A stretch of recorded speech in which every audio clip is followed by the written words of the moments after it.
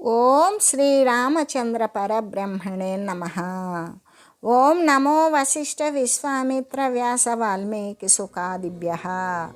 ఓం శుక్లాం భరధరం విష్ణుం శశివర్ణం చతుర్భుజం ప్రసన్నవదనం ధ్యాయేత్ సర్వవిఘ్నోపశాంతయే. ఓం నమో బ్రహ్మాదిభ్యో బ్రహ్మ విద్యా సంప్రదాయ కర్తృభ్యో వంశ ఋషిభ్యో మహద్భ్యో నమో గురుభ్యః. ఓం శ్రీరామో రామభద్రస్య రామచంద్రస్య శాశ్వతః రాజీవలోచన శ్రీమాన్ రాజేంద్రో రఘుపుంగవః. శ్రీ యోగ వాసిష్టము నిర్వాణ ప్రకరణము పూర్వార్ధము. అయితే జ్ఞానికి సహజముగానే సమస్త భోగముల పట్ల కూడా ఇష్టం లేకుండానే తోస్తుంది. అది కడుపు నిండా మంచి అన్నము తినినటువంటి వానికి బాగుగా సంతృప్తి పడతాడు, కానీ ఇంకా తర్వాత పాచిపోయినటువంటి అన్నాన్ని గురించి కోరతాడా అంటే కోరడు కదా. అలాగే ఓ రామ, స్వభావంగానే భోగాలను వాంఛింపకుండటం, సహజంగానే భోగాలను అనుభవాలను కోరకుండా ఉండడం ఏదైతే ఉన్నదో అదే జ్ఞానం యొక్క ముఖ్య లక్షణము అని నీవు తెలియాలి. ఈ దృశ్యమంతో నిండిపోయినటువంటి దీర్ఘ స్వప్నమున రకరకాలైనటువంటి పలు రకాలుగా సంచరించుచూ ఉన్నప్పటికీ కూడా జ్ఞాని ఒకంత కూడా మోహాన్ని అంటే స్వచలనాది భ్రమణం పొందకుండానే ఉంటాడు. ఎలాగంటే అతడు ఆత్మ సర్వత్రా వ్యాపించి ఉన్నట్లుగా ఎరిగి ఉంటాడు కాబట్టి అనే చెబుతూ, యత్రోదేతి ప్రసభమనిసం సర్వసంవిత్తి సత్తాయస్మిన్నేతే సకల కలనాకార పంకా గలంతి ఉద్యంత్రేతే స్వధను సుభగం యత్ర సర్వోపలంభ ధ్యానేనైవం తమ వగమయ ప్రత్యేగాత్మానమంతః. కాబట్టి ఓ రాఘవ, ఏ పరమాత్మ ఎందైతే నిరంతరము ఎల్లవేళలా బలాత్కారముగా సమస్త జగదాకార ప్రాప్తి అనేటువంటిది ఉన్నదో దాని నుండి ఇష్టమైనటువంటి ప్రీతిపూర్వకమైన అంటే విషయ సంబంధమైన ఆనందాస్వాదానుభవం ఏదైతే కలుగుచూ ఉన్నవో, ఎవని ఎందైతే సమస్త సృష్టి సమూహాల యొక్క సత్తా స్థితి పుడుతూ ఉత్పన్నమవుతూ జనిస్తూ ఉన్నదో ఆ నీ సాక్షి రూపమైనటువంటి పరమాత్మను ధ్యానము చేత అంతఃకరణమున నీవు వీక్షింపు అనే అంతఃకరణమున నీ యొక్క మనోబుద్ధుల చేత నీవు దానిని అవలోకించు. ఓ రామచంద్ర, దేని ఎందైతే నిరంతరము కూడా బలాత్కారముగా ఒత్తిడి చేత సమస్త జగత్తులు కూడా ఉత్పన్నమవుతూ ఉన్నవు, దేని ఎందైతే సమస్త దృశ్యాలు కూడా ఒకవేళ దృశ్యానుభవాలు కూడా ఆనందాస్వాదాల చేత మనస్సును హరించేటువంటివి మనోహరాలై ఉత్పన్నములు అవుచూ ఉన్నవో, ఇంకా ఏ విధంగా అయితే ఉదయించకుండా ఉన్నవో ఈ సమస్త జగద్రూప కల్పనలు అన్నీ కూడా బురదతో సమానమే. అటువంటి పంకాలు ఎన్ని ఉదయించకుండా ఉన్నాయో అవన్నీ కూడా అటువంటి ప్రత్యేగాత్మకు పైన తెలిపినటువంటి విధంగానే ధ్యానము చేత విచారణ చేత అవన్నీ కూడా నీ యందు నీవు చూస్తూ ఉండు అనే చెబుతూ, అంతేకాదు తత్వబోధేన సహ విద్య వాసనాక్షయ సంభవ ఇహోపపాద్యతే తేనాప్యర్జునస్య కృతార్థత. అంటే తత్వబోధ వలన ఆ జ్ఞానము నశిస్తుంది, వాసనలు కూడా సమూలంగా నశించిపోతాయి అని ఉపపాదింపబడుచు ఉన్నటువంటి విషయంలో అర్జునుడు ఏ విధంగా కృతార్థుడు అయ్యాడు అనేటువంటి విషయాన్ని గురించి మరి ఈ నిర్వాణ ప్రకరణమునందు ప్రత్యేగాత్మ ప్రబోధము అనేటువంటి విషయాన్ని వర్ణించి తెలియజేసి ఇంకా కూడా శ్రీ వశిష్ఠ గురుదేవులు ఈ విధంగా తెలియజేస్తూ ఉన్నారు. ఏవమాధ్యం పరం తత్వం చిద్గణం పరమం పదం తత్సాయేతే మహారూప బ్రహ్మ విష్ణు హరాదయః తత్సేనైవ జనేనేహ స్వర్గే స్వర్గౌక సౌయధ తత్ప్రాప్యాంగ నమ్రియతే తత్ప్రాప్యాంగ న శోచ్యతే. అంటే ఓ రామచంద్ర, ఈ ప్రకారంగా సమస్తానికి కూడా మొదలు అంటే ఆది ఆ చిన్మాత్రమైనటువంటి పరతత్వ తత్వ రసమగు ఆత్మపదమే అయ్యున్నది. బ్రహ్మ, విష్ణు, మహేశ్వరుడు మొదలైనటువంటి మహత్స్వరూపులు కూడా ఆ పరమ పదమునందు నెలకొన్న వారలై ఉండి పరమానందముతో నిండిన వారే భూపాలరులాగానే మహాశోభనే పొందుతూ ఉన్నారు. ఆ బ్రహ్మమున ఉన్నటువంటి న్యూన అధిక అంటే తక్కువ ఎక్కువల ఆనందాలతో కూడినటువంటి మనుష్యులు, గంధర్వులు మొదలైనటువంటి జనులు ఆకాశంలో ఉండేటువంటి అంటే కేచరులు ఆకాశంలో గమనం చేసేటువంటి ఆకాశంలో సంచరించేటువంటి క్రీడల చేత స్వర్గవాసులు స్వర్గమునందు క్రీడించినట్లుగానే చిరకాలము క్రీడిస్తూ ఉన్నారు, ఆనందపడుతూ ఉన్నారు. మనుష్య ఆనందం మొదలుకొని బ్రహ్మ, విష్ణు, మహేశ్వరుల యొక్క ఆనందం వరకు కలిగిన ఆనందాల పరాకాష్ఠ స్వరూపమైనటువంటి ఆ బ్రహ్మమును పొందినటువంటి జీవుడు ఇంకా మరణింపడు, మరి సుఖాన్ని కూడా పొందడు, అంతేకాదు దుఃఖాన్ని చెందడు అని చెబుతూ, అంటే ఈ ప్రకారంగా ఏ ప్రకారంగా ఆత్మస్వరూపము ఆద్యరూపమై పరతత్వమై చిద్గణమై పరమపదమై వెలయుచు ఉన్నది కదా. దాని యందు స్థితి కలిగిన వారే మహాత్ములైనటువంటి బ్రహ్మ, విష్ణు, మహేశ్వరాదులు ఆనందముతో నిండిపోయినటువంటి రాజులులాగానే తమ తమ ఐశ్వర్యాలతో కూడి లెస్సగా స్ఫురిస్తూ ఉన్నారు కదా అని చెబుతూ, తత్ప్రాప్య జీవ్యతే నాంగ తత్ప్రాప్యాంగ్య నరుధ్యతే అపార పరమాకాశ రూపిణ పరమాత్మన. ప్రియుడువైన ఓ రామచంద్ర, అట్టి ఆత్మస్వరూపాన్ని పొందినట్లయితే జీవుడు ఇంకా ఎప్పటికీ మరణింపడు, బాధపడడు, దేహాన్ని కూడా ధరించడు. దేహధారణ వలన కలిగేటువంటి ఆకలి, దప్పిక మొదలైనటువంటి విషయాల చేత వాడు బాధింపబడడు. ఏ పదార్థము చేత కూడా వాడు నిరోధింపబడడు అని చెబుతూ, సత్తా సామాన్య రూపం జన్మనాగపి విభావ్యతే తత్వం నిమేషమాత్రేణ జంతుర్ముక్తమనాముని కుర్వన్ సంసార కర్మాణి నభూయ పరితప్యసి. ఆ బ్రహ్మమును పొందినటువంటి జీవుడు ఇంకా ప్రాణధారణ నిమిత్తమైనటువంటి ప్రాణాన్ని నిలిపి ఉంచాలి, శరీరం నిలిపి ఉంచాలి అనేటువంటి నిమిత్తాలైనటువంటి ఆకలి, దప్పిక వాటి చేత ఎప్పటికీ కూడా బ్రహ్మమును పొందినటువంటి జీవుడు బాధపడడు. అంతేకాదు భిత్తి అంటే గోడ మొదలైన వాని చేత వాడు నిరోధింపబడడు, గోడలున్నా కూడా దూసుకొని వెళ్ళిపోతూ ఉంటాడు. ఆ పరమాత్మ యొక్క సత్తా సామాన్య రూపాన్ని సర్వవ్యాపియగు చిన్మాత్రమును జీవుడు కొంచెమైనా కూడా తెలిసి ఉన్నట్లయితే వాడు ముక్త చిత్తుడే అవుతాడు. అంతేకాదు ఇంకా ప్రపంచమున కార్యాలు చేయుచూ ఉన్నప్పటికీ కూడా అటువంటి వాడు ఎప్పటికీ కూడా సంతాపాన్ని, బాధను పొందడు అని చెబుతూ, అంటే అపార చిదాకాశ రూపియకు పరమాత్మ యొక్క సత్తా సామాన్య రూపము. సత్తా సామాన్య రూపము అంటే సర్వవ్యాపకమైనటువంటి సన్మాత్ర రూపము అయినటువంటి జీవుడు ఒకంతైనా కూడా నేను ఆ సత్తా సామాన్య రూపాన్ని ఉన్నటువంటి ఆ పరమాత్మ తత్వాన్ని నేనేని భావించినట్లయితే అటువంటి మననశీలుడు నిమిషమాత్ర కాలంలోనే ముక్త చిత్తుడవుతాడు, వాడు ముక్తత్వాన్ని పొందుతాడు.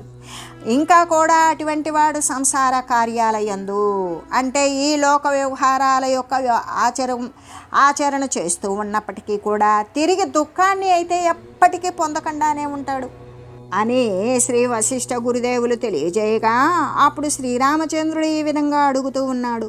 మనోబుద్ధిరహంకార చిత్తం యత్ర క్షయం గతం సత్తా సామాన్యమాభాతం మనస్వీసా కిముచ్యతే.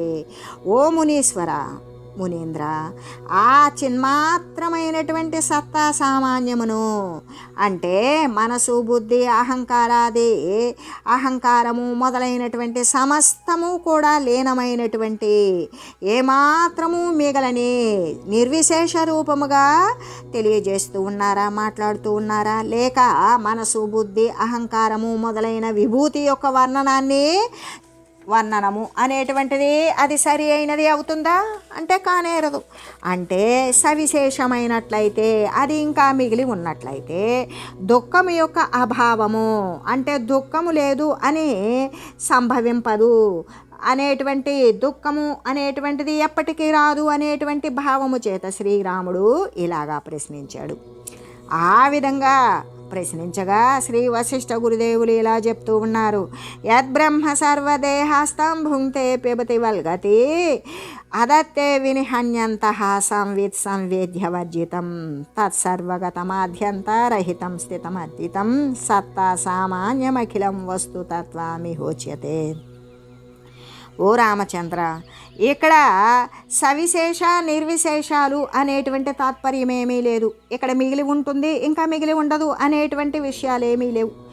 ఏ బ్రహ్మమైతే సమస్త జీవరూపాల యందు కూడా ఈశ్వర భావమునందు కూడా ముక్తి యందు కూడా అనుగతమై వ్యాపించి ఉన్నదో, ఇంకా తినడం కానీ త్రాగటం కానీ గ్రహించడం కానీ మొదలైనటువంటి సమస్త వ్యవహారాలు కూడా చేస్తూ ఉన్నదో, అది సుషుప్తి ప్రళయాల యందు కూడా సమస్తాన్ని కూడా లయింపజేస్తూ ఉన్నదో, మరి తురీయమందు విషయాలు వదిలివేసినది అయి కనబడుతూ ఉన్నదో అటువంటిది సర్వవ్యాపి అయి ఆది అంతము అనేటువంటిది నశించిపోయినది అయిన ఆద్యంతరహితమును విస్మృత కంఠమణిలాగానే అంటే మరిచిపోయినటువంటి వాని కంఠమునందు ఉన్నటువంటి మణిలాగానే జ్ఞానము చేత ప్రాప్తమవుతుంది. సత్తా సామాన్యమును జ్ఞానము చేత ప్రాప్తమును సర్వరూపమును అయినటువంటి బ్రహ్మతత్వమును గురించినటువంటి ఉపదేశమే కదా ఇక్కడ చెప్పబడింది అని తెలియజేస్తూ, అంతేకాదు ఆ ఆత్మయోగు బ్రహ్మమే ఆకాశమును రూపముగాను ఆకాశము రూపముగాను శబ్దమందు శబ్దరూపంగాను స్పర్శయందు స్పర్శ రూపంగాను మరి చర్మము అనేటువంటి ఇంద్రియము ద్వారా చర్మరూపంగాను ఉన్నది. అంటే ఘ్రాణమందు ముక్కు రూపమునందు ముక్కుగానే ఉన్నది, గంధమందు గంధరూపముగా ఉన్నది. ఆ విధంగా ఇలా ప్రకటమవుతూ ఉన్నది. ఆ ఆత్మయే శరీరత్వ పుష్టరూపకముగా అంటే శరీరము ఉన్నట్లుగానే అది పుష్టి రూపకంగా, పృథ్వీయందు పృథ్వీ రూపకంగా, బుద్ధియందు బుద్ధి రూపకంగా, మనస్సునందు మనోరూపకంగా, అహంకారమునందు అహంకార రూపకంగానే, జ్ఞానమును సంవిద్రూపంగానే, సంవిద్రూపముగానే, చిత్తమున చిత్తరూపముగానే అది వర్తిస్తూ ఉన్నది. ఆ విధంగానే వృక్షములయందు వృక్షాలుగాను, వస్త్రమందు వస్త్రరూపంగాను, ఘటమందు ఘటరూపముగాను, పటమునందు పటరూపముగాను, స్థావరమున స్థావర రూపం, కదలినటువంటి దాని యందు కదలని రూపంగాను, కదిలేటువంటి వాటి యందు జంగమమును జంగమ రూపముగాను అంటే రాతి యందు రాతి రూపంగానే 4 రకాలైనటువంటి ప్రాణుల యందు ఉద్భిజ జరాయుజ మరి అండజ స్వేదజ అనేటువంటి 4 రకాలైనటువంటి ప్రాణుల యందు కూడా భూమి ద్వారా జనించినటువంటివి అంటే మొలకలు మొక్కలు స్థావరాలు ఇవన్నీ చెట్లు వృక్షాలు రాళ్ళు శిలలు ఇవన్నీ కూడా భూమి నుండి ఉత్పన్నమైనవి. మరి సముద్రాలు నదులు కూడా ఇవన్నీ భూమి నుండి ఉత్పన్నమైనవే. కానీ ఇంకా ఉద్భిజాలు అంటే భూమి నుండి ఉత్పన్నమైనవి. అదే జరాయుజాలు మావి వలన పుట్టినవి, మనుషులు జంతువులు ఇంకితరత్ర పశువులు ఇటువంటివన్నీ కూడా మావి ద్వారా పుట్టిన. స్వేదజాలు అంటే చెమట వల్ల పుట్టిన చిన్ని కీటకాలు మరి నలులు పేలు మొదలైనటువంటివన్నీ కూడా చెమట ద్వారా పుట్టినటువంటివి. అంతేకాదు ఇంకా అండజాలు అంటే పక్షి జాతులు అనేటువంటివి, సరీసృప జాతులు ఇవన్నీ కూడా గురుడు ద్వారా ఉత్పన్నమైనటువంటివి. ఈ 4 రకాలైనటువంటి ప్రాణులు యందు కూడా చేతనారూపముగానే ఉంటుంది. అలాగా ఆ పరమాత్మయే వెలయుచూ ఉన్నాడు.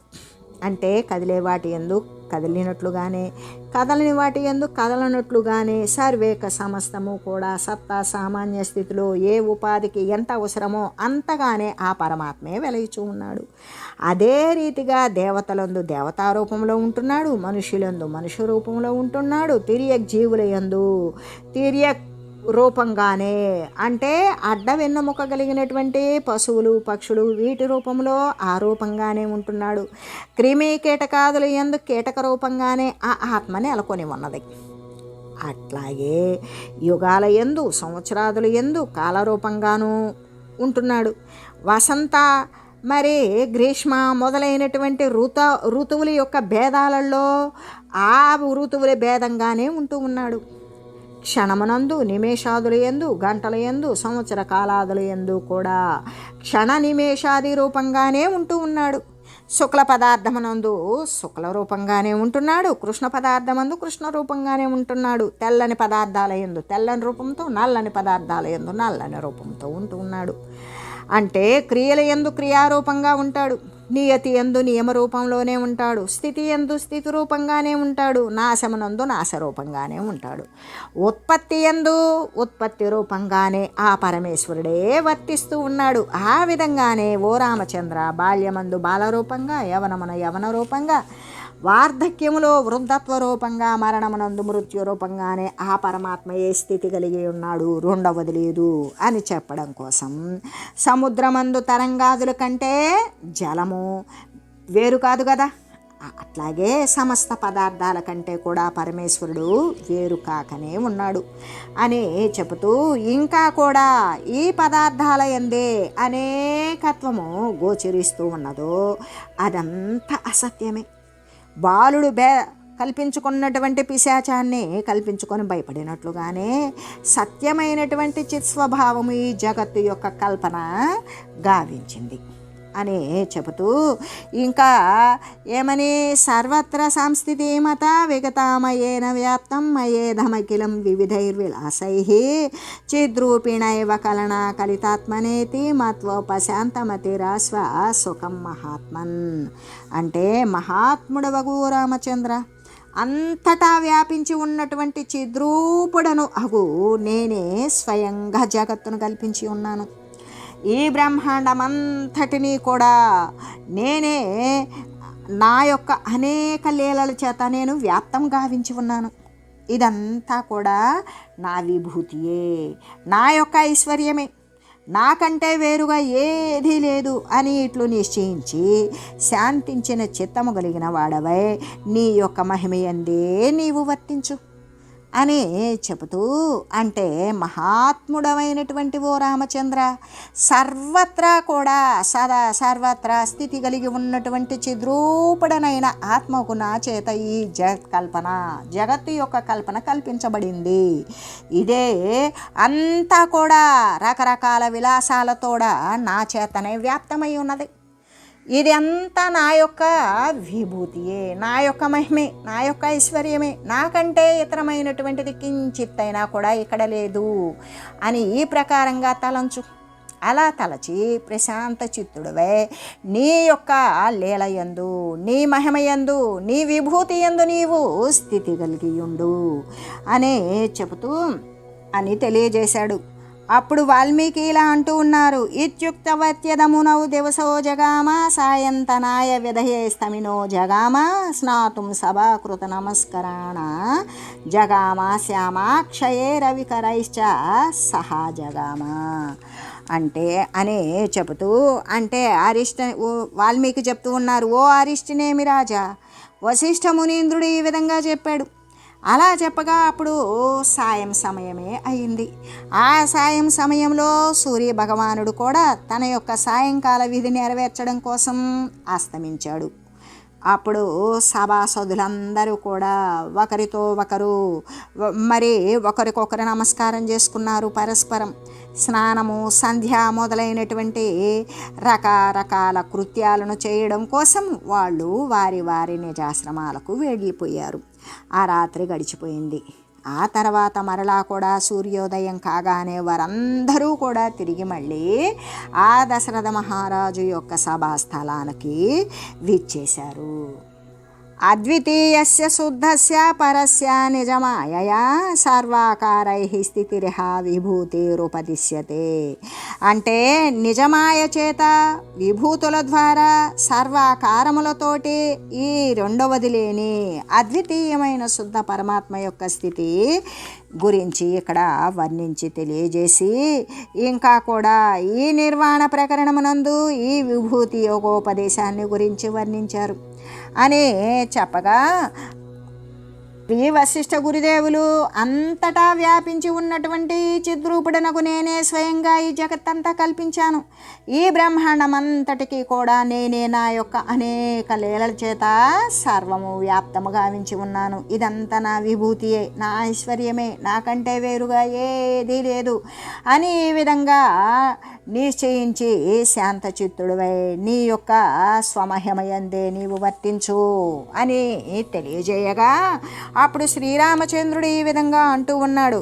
యదాస్మాకం మునే స్వప్న పురపత్తన మండలం తదైవ పద్మజాదీనాం యది దేహ పరిగ్రహ తదహి వేదం చ సంజాతం యది సర్వమసన్మయం తదస్మాకం దృఢతరః ప్రత్యయః కథముత్థితః. ఓ మునీంద్ర, హిరణ్య గర్భుడు మొదలైనటువంటి వారు శరీరాన్ని ధరించడం, మనసు కలలో పురాలను పట్టణాలను గాంచడం వంటిదే కదా. అలాగే ఈ జగత్తు కూడా స్వప్న సమానమే అయినా మనకు ఇది దృఢము అనేటువంటి విశ్వాసం ఎలా కలిగింది అని అడిగాడు. అప్పుడు శ్రీ వశిష్ఠ గురుదేవులు అస్మత్ సర్గవదాభాతి పూర్వసర్గ ప్రజాపతే ఆజేవ ప్రతిభాసాత్మ విద్యతే నతు వాస్తవ. వశిష్ఠ గురుదేవులు ఇలా చెప్తూ ఉన్నారు. ఓ రామచంద్ర, పూర్వకల్పమున హిరణ్య గర్భుడు జ్ఞానహీనుడుగా ఉన్నాడు. అలా ఉన్నప్పుడు అతడు కల్పించుకొనినటువంటి కొన్ని వాసనలు ఏవైతే ఉన్నాయో, ఆయన కల్పించుకున్న కల్పనలు ఏవైతే ఉన్నాయో అవన్నీ కూడా ఈ జగత్తులాగానే కనబడుతూ ఉన్నవి. ఇప్పుడు అతడు ముక్తిని చెందాడు. ఆ ముక్తి చెంది ఉండడం చేసి అతని యొక్క అజ్ఞానము తత్వజ్ఞానము వలన బాధితమైంది. ఆయన వాస్తవాన్ని విచారించినప్పుడు అవాస్తవం అసత్యము అనేది బాధపడి నశించిపోయింది. అందువలన వాస్తవంగా ఈ జగత్తు అనేటువంటిది ఉన్నదా? లేనిదే. కాబట్టి చైతన్యము సర్వవ్యాపకమే అవడం వలన అజ్ఞానము తొలగనంత వరకు కూడా అది జీవదశను పొందుతుంది. అలాగా పొంది అంతటా కూడా సంసారాన్నే అనుభవిస్తూ ఉంటుంది. ఈ సంసారము అసమ్యక్ దర్శనము వలన, అంటే సమగ్రమైనటువంటి జ్ఞాన దర్శనము కాకపోవడం వలన, అంటే అజ్ఞానము వలన కలిగినదే అవడం చేత ఇక సమగ్రమైనటువంటి దర్శనము అంటే జ్ఞానప్రాప్తి అయితే తప్ప ఈ అజ్ఞానము అనేటువంటిది నశించదు. అంటే అజ్ఞానము వలన కలిగినదే అవడం చేత సమ్యక్ దర్శనము అంటే జ్ఞానప్రాప్తి అయితే నశించిపోతుంది అని అంటే సత్యముగా చూస్తాడు కదా అబద్ధాన్ని కూడా. అలాగా ప్రజాపతి అంటే హిరణ్య గర్భుడు తత్వజ్ఞాన లాభాన్ని పొంది ఉండడం చేసి ఈ ప్రపంచము నశించినదే అవుతూ ఉన్నది. అందువలన ఈ ప్రపంచ ప్రతిభాసమును సారహీనంగా నీవు గ్రహించు, అసలు లేనిదానిగానే గ్రహించు. అయినప్పటికీ కూడా మన అజ్ఞానము వలన ఉదయించేటువంటి అహం ప్రత్యయముతో ఇంకా ఏకమైపోయి ఇది అత్యంత దృఢంగా నిలిచిపోయి ఉన్నది. అంటే ప్రజాపతి యొక్క అజ్ఞానము నాశము అయింది కదా. అలా నాశనము కాగా ఇది వెంటనే ఎలా వినాశనాన్ని పొందటం లేదు అని అంటావేమో. అంటే స్వప్నము అత్యంత క్షణికమే అయినప్పటికీ కూడా ఆ స్వప్నకర్త యొక్క భోగాదృష్టమును అనుసరించి అది అతి దీర్ఘమైనట్లుగానే అకపడుతూ ఉంటుంది కదా. ఎందుకు? కళ అనేటువంటిది క్షణికమే అయినా కూడా మరి ఆ స్వప్నకర్త స్వప్నాన్ని అనుభవించేటువంటి వాడు ఒక్క గంటలో ఒక పావు గంట కళను అనుభవిస్తే ఆ పావు గంటలో వాడు మరొక శరీరమైనట్టు, వానికి మరొక కుటుంబం ఉన్నట్లు, వాడు ఎవరెవరితోనే ఉన్నట్లు, ఏయో కార్యాలు చేసినట్లు, ఎంతో సాధించినట్లు ఉంటుంది. అంటే ఆ స్వప్నాన్ని అనుభవించేటువంటి కర్త యొక్క అనుభవ దృష్టము అనుభవ ని అనుసరిస్తే అది అతి దీర్ఘమైనట్లుగానే కనబడుతుంది కదా. అలాగే సమిష్టి జీవుని స్వప్నముకు ఈ జగత్తు కూడా, అంటే భోగము అనేటువంటి అనుభవము అనేటువంటి ప్రతిబంధకము ఉండడం చేసి అది తొలగకుండా ఉంటుంది, తొలగడం లేదు. కాబట్టి ఓ రామచంద్ర, సుప్త పురుషుని ప్రతిభాసమనదగు, అంటే నిద్రపోయేటువంటి యొక్క పురుషుని యొక్క ప్రతిభాసము అనదగినటువంటి ఈ సమిష్టి జీవుని గత స్వప్నమున, అంటే గతించిపోయినటువంటి కలలో మన కలలో మనకు పరిచయం ఉన్న విషయాలే కనబడినట్లుగా జీవ జగత్తులు కూడా తోస్తూ ఉంటాయి. అలా తోస్తూ అనంతమైన ప్రవాహ రూపంలో అవన్నీ కూడా మెలగుచూ ఉన్నవి. అంటే విత్తు ఎట్టిదైతే ఫలం కూడా అటువంటిదే లభిస్తుంది కదా అనే విషయం అందరికీ తెలిసిందే. అయితే అందువలన స్వప్న పురుషుని బోలినటువంటి ప్రజాపతిగాంచు ఈ జగత్తు కూడా స్వప్నము వంటిదే అని గ్రహించు. ఎందుకు అంటే ఆ ప్రజాపతి యొక్క స్థితి స్వప్న పురుషుని లాంటిదే. ఆ స్వప్న పురుషుడు అంటే స్వప్నము నుండి ఎప్పుడు బయటకు వస్తామో స్వప్నము వట్టిదే అయిపోతుంది. అలాగే ఆ ప్రజాపతి ద్వారా చూడబడినటువంటి ఈ జగత్తు కూడా, రచన చేయబడినటువంటి ఈ జగత్తు కూడా స్వప్నము వంటిదే అని నీవు గ్రహించాలి. అసత్యమైనటువంటి మానసిక కల్పన వలన సాధింపబడినది అసత్యమే అవుతుంది అని తెలియు. ఈ కల్పన జన్మాంతరము, అంటే స్వర్గము నరకము మొదలైనటువంటి విషయాలను సాధిస్తూ ఉన్నప్పటికీ కూడా దీని యందు సత్యబుద్ధి, నిజబుద్ధి అనేటువంటిది ఉంచనవసరం లేదు. ఎందుకంటే కలలో కనపడేటువంటి పురుషునిలాగానే హిరణ్య గర్భుని వలన కలిగినటువంటి ఈ జగత్తున సత్యభావన అనేటువంటిది దృఢంగా పాతుకొని పోయి ఉన్నప్పటికీ, అలా ఉన్నప్పటికీ కూడా అది సరి అయినది కాదు. అందువలన ప్రపంచ బుద్ధిని ఇదేమీ కాదు అని పరిత్యజింపవలసినదే. కాబట్టి ఓ రామచంద్ర, మనము స్వప్నాన్ని చూచేటప్పుడు కూడా అదే సత్యము అనేటువంటి తలంపే ఉంటుంది. అలాగే ప్రజాపతి అంటే మనం కళ అనుభవించేటప్పుడు అది సత్యంగానే భావిస్తాం. అలాగే ప్రజాపతి కేవలం ఒక్క నిమిషమును చూసేటువంటి ఈ జగత్తు యొక్క స్వప్నము అత్యంత దీర్ఘంగా చాలా పెద్దదిగా తోస్తూ ఉంటుంది. ప్రజాపతి ఈ దీర్ఘ స్వప్నమును చూచడం వలన ఈ చూచటం అనేటువంటిది ఒక్క నిమిషమునేనే అది కల్పము అని ఎంచబడుతూ ఉంటుంది. సృష్టి అనబడేటువంటి ఈ స్వప్నమును జీవులందరూ కూడా చూస్తూనే ఉన్నారు. ఇంకా అప్పుడు చిత్తత్వము యొక్క కల్పనలు అయినటువంటి ఈ దృష్టి సమూహాలు ద్రవ పదార్థమైనటువంటి నీటి యందు అలలు లేచినట్లుగానే లేస్తూ ఉన్నాయి. స్వప్నాలతో సమానమైనటువంటి ఈ యొక్క సృష్టి వైభవాలు సత్యములు కానే కావు. ఇవి దృశ్యాలే అవడం వలన ఇవన్నీ కూడా మిథ్య, అంటే అబద్ధమే అని నీవు గ్రహించు. అంటే ప్రజాపతి సృష్టితో కూడా ప్రళయం నందిన వెంటనే ఆ పరమ వస్తువు ఒక్కటి మాత్రమే మిగిలి ఉంటుంది. స్వప్నమున ఇటువంటి భ్రమ అది అసత్యమే అయ్యున్నప్పటికీ కూడా వ్యవహార యోగ్యమగుట సంభవమేనా అంటే అని ఇది అంటే అసత్యమే అయి ఉన్నప్పటికీ ఇది వ్యవహార యోగ్యము అవడం అనేటువంటిది సంభవిస్తుందా అని నీవు అనుమానపడవలసిన అవసరం లేదు. ఏది ఎట్లు గాంచబడుతూ ఉన్నదో, ఏది ఎలా చూడబడుతూ ఉన్నదో అది అట్లాగే ఉంటుంది. భ్రమ వలన సంభవము కానిది ఈ జగత్తున ఏమీ లేదు. అన్నీ కూడా భ్రమ వలన అన్నీ పుట్టుకొస్తాయి, భ్రమ వలన అన్నీ కూడా సంభవిస్తాయి. అంటే అజ్ఞానము వలన ఈ మూడు లోకాలయందు స్వర్గపాతాల మధ్యలోకాలయందు నానా రకాలైనటువంటి విచిత్రాలు తోపింపజేస్తూ ఉంటాయి. నీటి యందు నిప్పు ఉండడం అసంభవము కదా, అది కూడా తోస్తుంది. దృష్టాంతము సముద్రమనందల బడబాగ్నియే కదా. బడబాగ్ని అనేది సముద్రంలోనే కదా పుడుతుంది. అంటే శూన్యమకు ఆకాశమునందు నగరాలు తోపింపజేస్తూ ఉంది. విమానాల విహారులకు ఆశ్రయమైనటువంటి స్వర్గము మొదలైనటువంటి లోకాలు కూడా అక్కడనే శూన్యములోనే ఆకాశంలోనే ఉన్నవి కదా. అంటే శిలల యందు పద్మాలు పుడుచూ ఉన్నవి. అంటే రాతి ఎందు కూడా పద్మాలు పుడుతూ ఉన్నాయి.